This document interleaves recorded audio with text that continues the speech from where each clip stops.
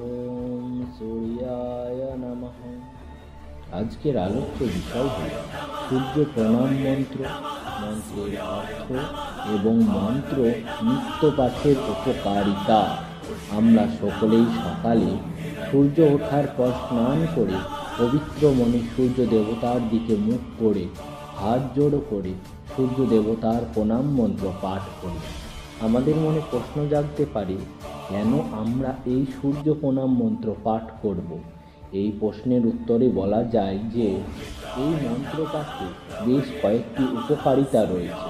সেগুলি হল, সূর্য প্রণাম মন্ত্র পাঠ করলে নানান রোগ থেকে মুক্তি পাওয়া যায়, সারাদিনের কর্মক্ষমতা বৃদ্ধি পায়, এই মন্ত্রে আত্মবিশ্বাস বাড়াতে সাহায্য করে, দৃষ্টিশক্তি উন্নত করে, এই মন্ত্র মানসিক স্বচ্ছতা আনে এবং সমৃদ্ধি আকর্ষণ করতে সাহায্য করে।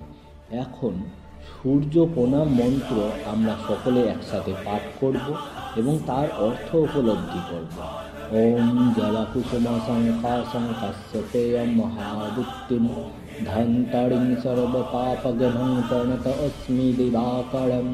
অর্থাৎ জবা পুষ্পের মতো লোহিত বর্ণ, অন্ধকার নাশকারী এবং মহাদ্যুতিময় কাশ্যপ পুত্রকে, যিনি সমস্ত পাপ দূর করেন, তাহাকে প্রণাম করি।